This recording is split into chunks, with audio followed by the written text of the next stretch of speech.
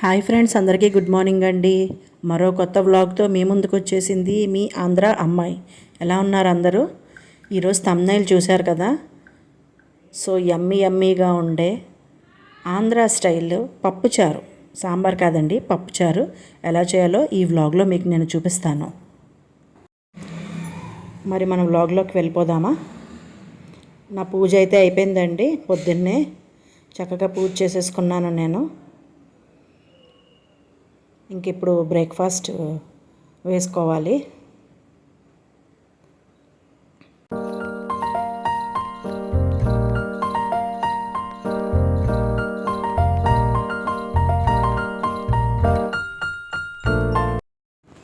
మొన్న సాటర్డే రోజు దోసపిండికి పప్పులు రుబ్బుకున్నాం కదండి.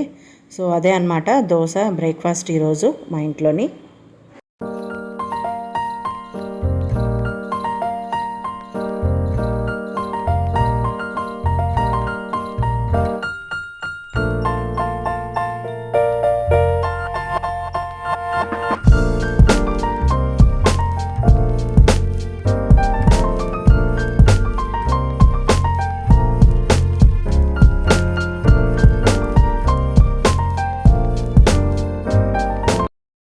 బ్రేక్ఫాస్ట్ అయిపోయిందండి నాది.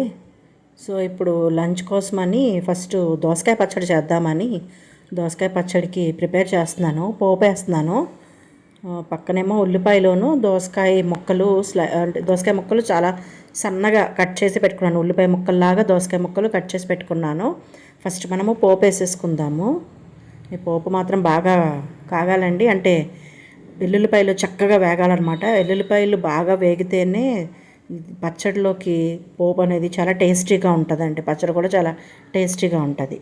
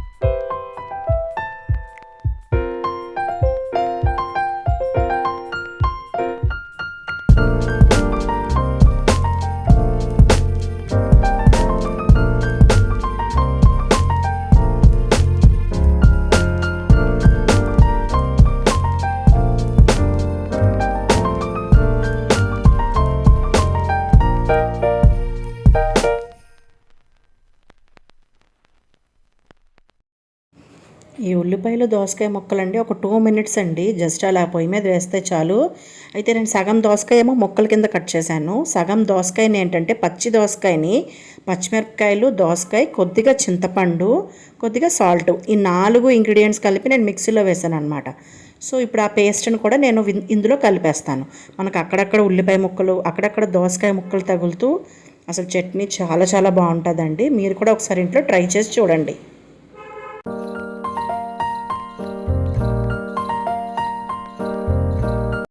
ఇక చట్నీ అయిపోగానే పప్పుచారు కోసము కుక్కర్లోని పప్పు పెట్టానండి. ఓ పక్కన రైస్ కూడా వండేస్తున్నాను. వంట స్టార్ట్ చేసేసాను. ఇంకా ఈ డోర్ అయితే వేసేసానండి. డోర్ తీస్తుంటే బాగా గాలి వచ్చేస్తుంది, పొయ్యి ఆరిపోతుంది అనమాట. అందుకని నేను ఆ డోర్ క్లోజ్ చేసేసుకొని చేస్తున్నాను.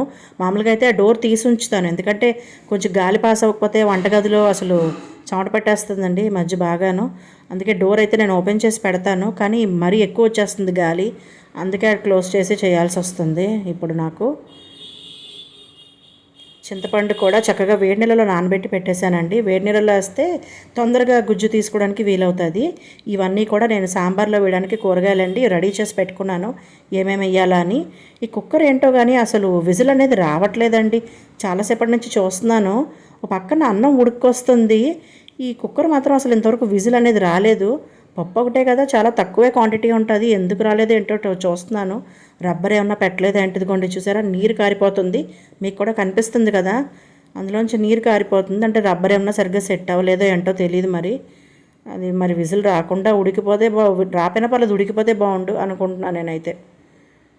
ఏమైందో ఏంటో కాసేపు ఆగాక చూసినా కూడా అసలు ఏం రాలేదు. ఈలోపు నేను సాంబార్లోకి ముక్కలన్నీ కట్ చేసేసుకున్నాను. వంకాయలు ఒకటే కట్ చేయలేదండి. వంకాయ ముందే కట్ చేస్తే మనకు తెలిసిందే కదా, నల్లగా అయిపోతుంది. సో సాంబార్కి కాంబినేషన్గా బంగాళదుంపలు కర్రీ చేస్తున్నానండి. అందుకని బంగాళదుంపలు శుభ్రంగా కడిగి అరబద్ద కట్ చేసి పొయ్యి మీద పెట్టాను. పప్పు అయితే ఉడికింది విజిల్ రాకపోయినా కూడా. పోనీలండి, ఉడకడమే కదా కావాలి. ఇప్పుడు మనం కట్ చేసుకున్న కూరగాయ ముక్కలన్నీ కూడా చక్కగా ఈ ఉడికిన పప్పులోని వేసేస్తున్నానండి. మొత్తం అన్నీ ఒకేసారి వేసేస్తున్నాను, కూరగాయలు అన్నీ వేసేసి పులుసు కూడా పిండేస్తాను ఇప్పుడే అందులో నేను.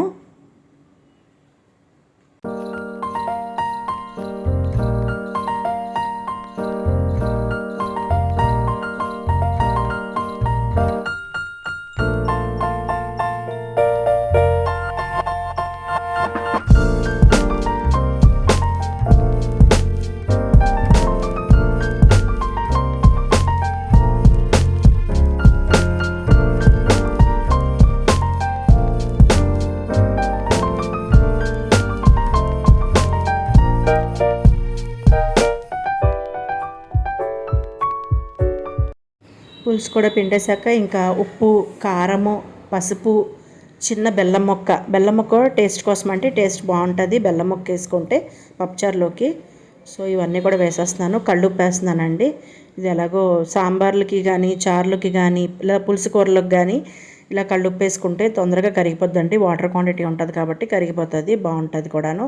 అలాగే ఇంకా ఉప్పు, కారం, పసుపు వేసినాక కడిగి పెట్టుకున్న కొత్తిమీర, కరివేపాకు కూడా వేసేస్తున్నానండి.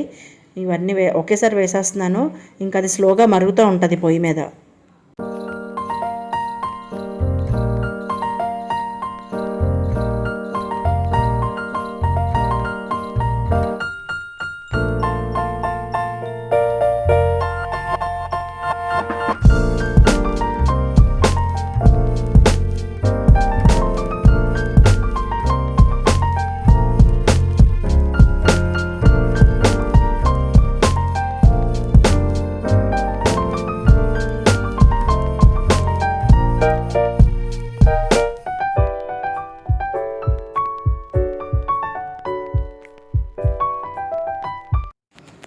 చూసారా, సాంబారు చక్కగా మరుగుతుందండి.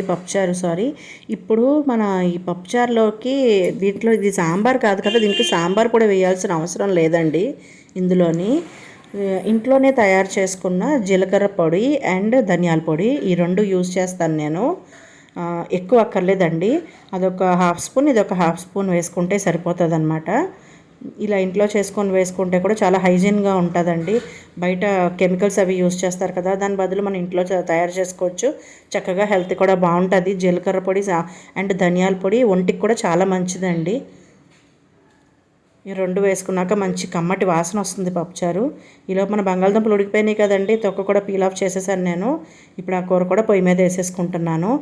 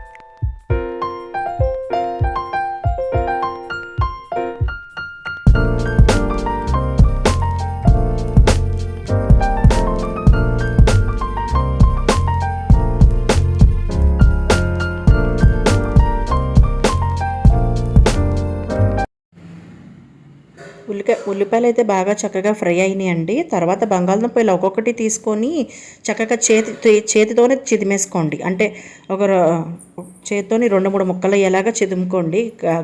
కట్ చేయాల్సిన అవసరం లేదు నైఫ్ తోటి. ఇలా చేతితో చిదిమేసుకొని కూడా వేసుకోవచ్చు. ఇలా చేసుకుంటే చాలా బాగుంటుంది.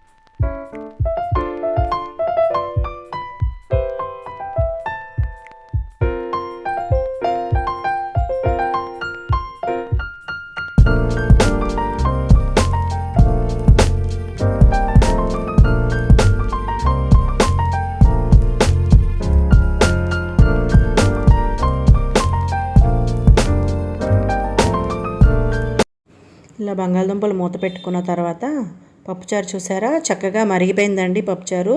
నేను టేస్ట్ కూడా చూశాను, ఉప్పు అంతా కూడా సరిపోయింది. ఇప్పుడు ఇంకా మనం ఇందులోకి పోపు వేసుకుంటే సరిపోతుందండి.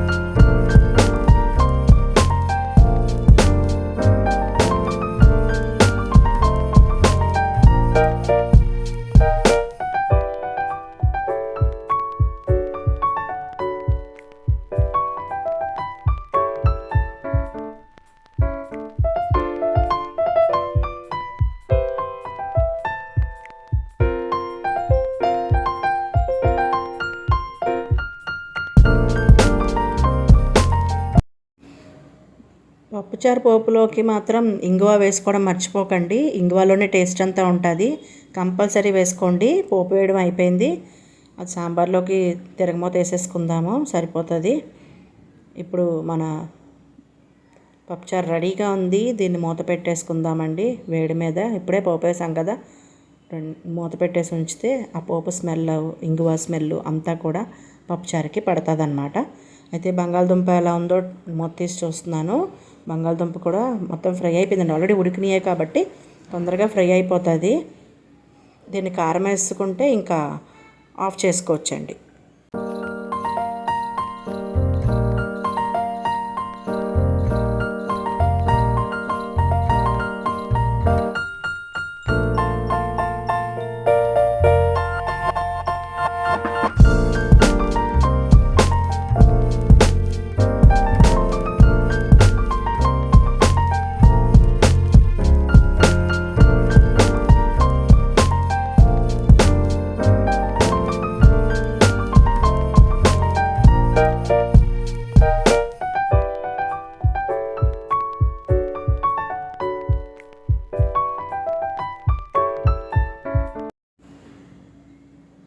ఇంకా వంట అంతా అయిపోయింది కదండి.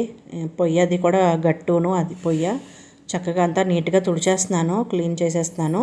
తర్వాత నేను గిన్నెలు కూడా తోమేసుకుంటాను. ఈవినింగ్ ఒక బర్త్డే పార్టీ ఉందండి, దానికి అటెండ్ అవ్వాలి. మనకి తెలిసిన వాళ్ళదే అనమాట, ఒక కళ్యాణ మండపంలో పెట్టారు, అక్కడికి వెళ్ళాలి కంపల్సరీ, వెళ్ళకపోతే బాగోదు. సో మీకు కూడా చూపిస్తానులేండి వీడియోలోని. ఇంకా భోజనం టైం అయిందండి, భోజనానికి కూర్చున్నాను. ఈలోపు మా వారు ఆఫీస్ నుంచి వస్తూ చూడండి స్నాక్స్ తీసుకొచ్చారు. సాయంత్రం పూట మా అబ్బాయికి ఈవినింగ్ ఇంట్లో తినడానికి ఏమీ ఉండట్లేదని చెప్పేసి ఇవి తీసుకొచ్చారు. మాకేమో పప్పుచారు చేశాను కదా, బజ్జీలు ఆయనకి ఇష్టం అనమాట. పప్పుచారులోని నంచుకొని తింటారు బజ్జీలు, ఆయనకి చాలా ఇష్టము. ఎన్ని కర్రీస్ ఉన్నా కూడా ఆయనకి బజ్జీలు కానీ చెగోడీలు కానీ ఇలా ఏవోటి ఇష్టం అనమాట. సో ఆయన కోసం తెచ్చుకున్నారు. ఇప్పుడు మేము భోజనం చేసేస్తున్నాం. మా అబ్బాయి ఆల్రెడీ భోజనం చేసేసాడండి. ఫంక్షన్కి అయితే వచ్చేసానండి, చూసారా ఎంతమంది జనం వచ్చారో. నేను రావడమే కొద్దిగా లేట్ అయిపోయిందండి. కొద్దిగా లేట్గా వెళ్ళాము. అంటే ఇక్కడ చుట్టుపక్కల 4-5 అందరం కలిసి వెళ్ళాము లేడీసు. అందరం రెడీ అయ్యి వెళ్ళేసరికి కొద్దిగా లేట్ అయిపోయిందండి మాకు. ఫ్రంట్ సీట్స్ అన్నీ కూడా అసలు ఏమీ ఖాళీ లేవు. సో బ్యాక్ సైడే కూర్చోవలసి వచ్చింది. చాలా బాగా చేశారండి ఫంక్షన్. డెకరేషన్ కూడా చాలా చాలా బాగుంది. ఎల్ఈడి స్క్రీన్ పెట్టారు, చూస్తున్నారు కదా. ఆ పాప వీడియోస్ ఫస్ట్ ఇయర్ అనమాట బేబీకి. సో ఆ పాప వీడియోస్ అన్నీ డిస్ప్లే చేస్తున్నారు ఇలాగా. చాలా చాలా క్యూట్గా ఉంది కదండి. చాలా బాగుంది ఈ థాట్. నేను ఎక్కడా చూడలేదు, ఇక్కడే చూశాను ఇలా చక్కగా ఎల్ఈడిలోని వీడియోస్ ప్లే చేయడం. ఇక్కడ ఆంటీలు అందరూ చక్కగా ఫోటోలు దిగిపోతున్నారండి. వీళ్ళందరూ ఒక ఫ్యామిలీ అనుకుంటూ మరి. చాలామంది వచ్చారండి జనము. మనకు అసలు ముందుకెళ్ళే ప్లేసు లేదు. మెల్లగా ఎలాగోలాగా సర్దుకొని వెళ్ళిపోయి మనం తీసుకొచ్చిన గిఫ్ట్ అయితే ఇచ్చేసి వచ్చేసాను నేనైతే. భోజనాలు కూడా చాలా బాగా పెట్టారండి. వెజ్ మీల్స్ అనమాట, కానీ చాలా చాలా బాగా పెట్టారు. అసలు స్వీట్స్ అయితే 4 వెరైటీస్ వేసారండి స్వీట్స్. చాలా బాగా చేశారు. ఇంకా రిటర్న్ గిఫ్ట్ కూడా ఇచ్చారు. చాలా బాగున్నది. నా వీడియో కనుక నచ్చినట్టయితే నా ఛానల్ని సబ్స్క్రైబ్ చేసుకోండి. Thank you friends.